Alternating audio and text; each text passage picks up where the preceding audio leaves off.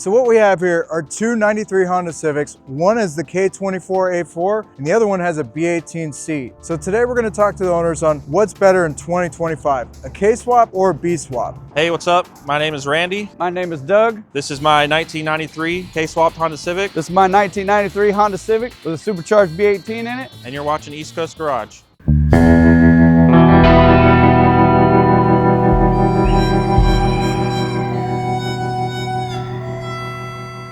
Dude, this thing looks awesome in here, man. It fits very well. It's new technology, old car, so I'm sure it's more reliable, right? Yeah, I have not messed with anything internally from this. I just took it from the Accord and put it in there, and the reliability of it, it's my daily driver right now. Nice. So. And then we have the nostalgic B Series engine, man.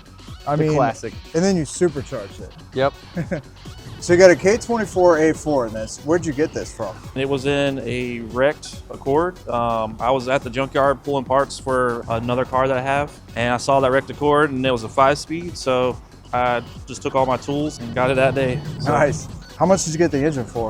The engine and transmission were $575. It was a 40% off day. What? At Dude, Foss. that's a steal, man. You can't get anything for 500 and something bucks nowadays, especially a whole drive line. When did you originally do the B swap in this? So this motor was in another 93 Honda Civic that I had. So I bought this one in Washington State, and then I found the Civic, and the guy wanted a great price for it. At the time, the motor and the transmission were $7,800. He only wanted like $35 for the car. Oh, so wow. the car with the motor and transmission, I was like, this is a damn steal. Like, you can't beat this. So you basically got a GSR engine and transmission for $3,500 bucks, Yeah. essentially. At the time, yeah. Now, that was what year? I think it was 2008.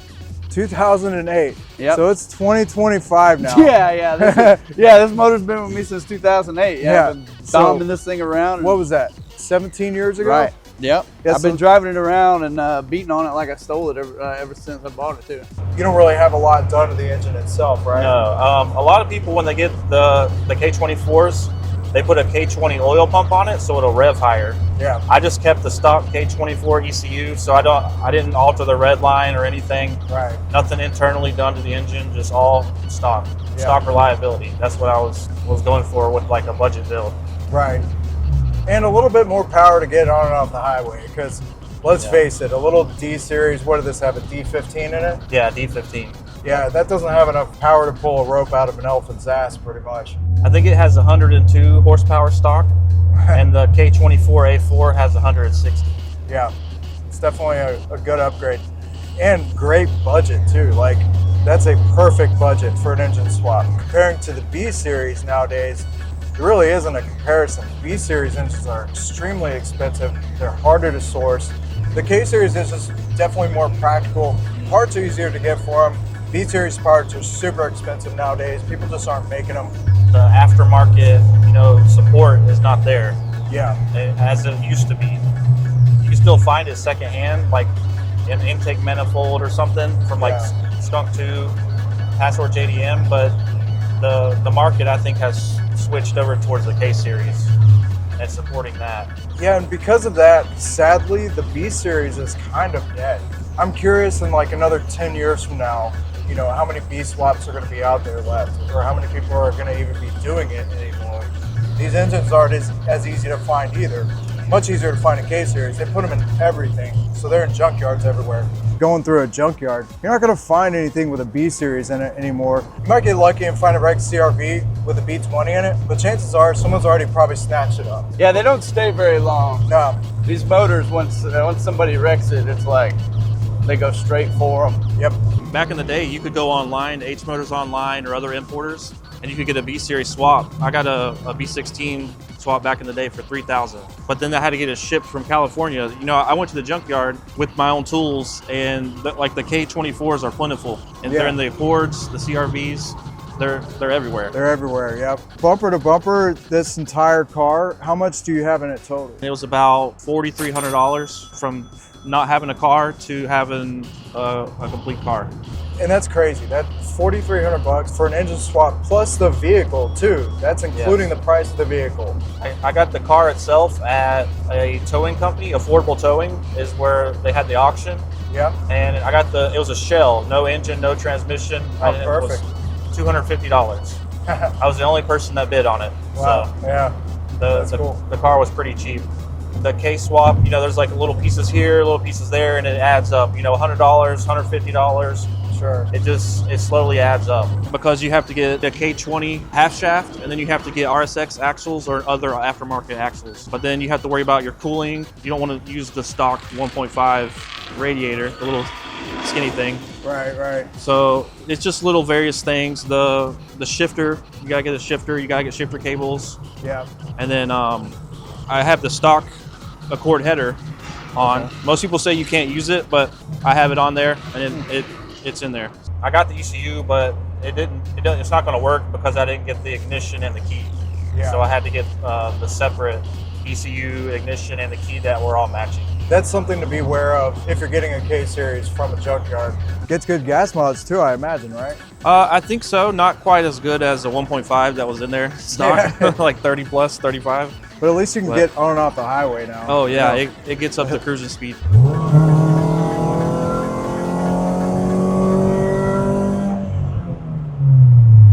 Definitely feels strong, man.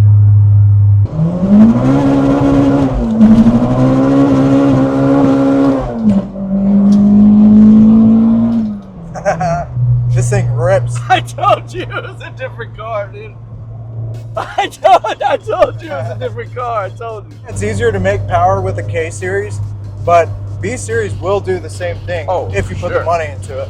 Financially, it's kind of a no-brainer that a K-Series swap is a better route to go in 2025, but a B-Series is still cool. I mean, you just don't see them much anymore. Most Hondas, when they have engine swaps, you see them at a car show, they got K-swaps in it. Most of them don't have B-swaps. It's just not common, and I think that's one reason why they're cool.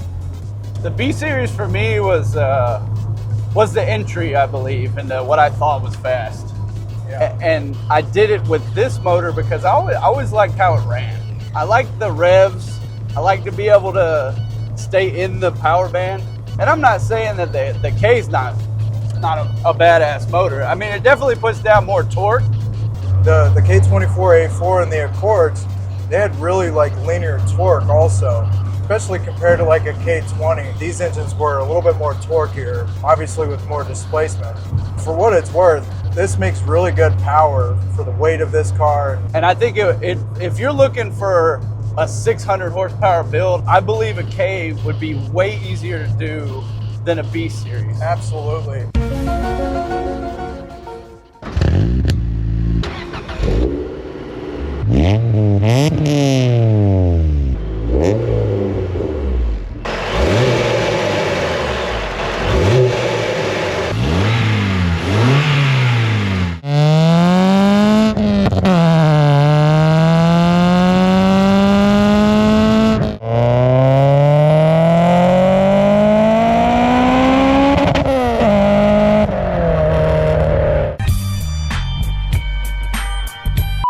I think by now we can all agree that a K-Series is a better option overall for a Honda engine swap in 2025. Let me know in the comments what you think. But again, the B-Series is still cool to this day. So let's take a deeper dive into the details behind this Supercharged B18. The reason that I went Supercharger was to keep the AC. It's got the C1A Pro Charger on it. How much boost are you running? The most I've seen out of it was 10 on a perfect boost day, I would say. On average, I see 8 or 8.5. I was intending to daily drive this in the beginning, and then about 6,000 miles into that, it dropped a valve into the motor, and it ate it. A rebuild had to be done. Luckily, I was able to still use the crank, the rods, had to get a new head, got a true Type R head for it, because I think it started life as a GSR, B18 C1, but now it has all Type R everything. Nice. And it's built bottom end, fully built motor, right? Fully built motor. It's been sleeved, has the Darton sleeves in it, Eagle crank, Eagle rods, CP pistons, coated. At first it had Freya valves in it. That's one that broke on me. I'm not hating on Freya. It's just one of those things that happened. So when I rebuilt it, I went with Manley Racing valves. I also went with, with their seals and everything to make sure that everything would stay nice and tight. Yep. It's got 85-pound valve springs on it. Keep everything, keep valves from floating at the higher RPMs. I wanted to really be able to push this thing because when it was stock, I was pushing it out to 9.5, I think it was, and it really wasn't meant to do that. And started, you know, leaking oil out of places that you would imagine it was leaking oil from and stuff like that. I think the B Series was perfect for the boost that I wanted to run. I wanted something streetable. I wanted it to be reliable and fun. And I think I nailed it. I was shooting for 350 wheel horsepower, but I didn't make it to 350 wheel horsepower. I made it about 300, just under 300 horsepower and about 200 foot-pounds of torque. I don't think I would have done it any different just because I'm a stubborn asshole, you know? You know, it would have been easier to throw one of those in here and put a Pro Charger on it, but I like the way the B18 runs. I've always loved the way that this B18 ran, and you can't put a price on happiness, right? Yeah. Something that you put your own blood, sweat, and tears into. Yeah. No matter how much it costs you, and you can drive it down the street, there's no better feeling in the world than to be able to do that, you know? Right. And I definitely drive it like I stole it. That's my favorite As part. you should. And a little history I have with this car, I helped him install the alcohol injection system on this. It's got the Alky Control Progressive Kit. Unlike your Snow Performance Kit, this kit is designed to run 100% alcohol. You don't have to dilute it down to 50-50. So you get a little bit more octane out of it, therefore. So you can run a little bit more aggressive timing tables, and it works a little bit better than a 50-50 mix. Now the pump that this kit has is a fertilizer pump. So farmers use these pumps all day in hot and cold temperatures, and they run forever. It's like around 300 gallons per hour. That's a really good kit. We primarily only have 93 octane in this area. Otherwise, half of us would be running on E85. We stick with the 93 in alcohol to suppress detonation and make a little bit more power than you can off 93.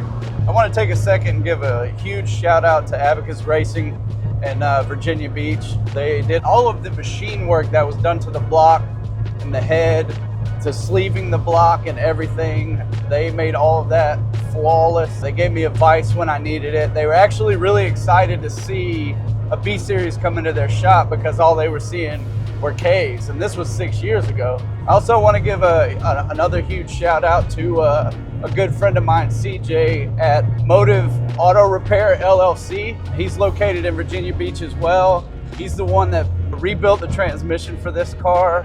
I also featured his Lexus RCF on this channel. That car's super cool. It identifies as a muscle car. I'll go ahead and pin that down in the comments. Check out that video too. Thanks for giving us a ride in this today, man. It was super cool to get a B Series and a K Series next to each other. That's exciting. I man. was just as excited about his car as being able to showcase mine. I've been waiting for a long time to have an opportunity to come on the channel and share this build. I appreciate you giving us a ride in this car and coming out to do the video comparing this to the B Series. For those of y'all watching the video, thanks for watching, and I'll see you in the next one. The pumps that the pump that this kit, yeah, bleh. My brain isn't brainy. Yeah, dude, I feel that. I'm also the owner of the 2017 Lexus RCF channel. We both can't do it. Fuck me, dude. Oh, excuse me, sorry. Yeah, you can edit that out, Yep. right?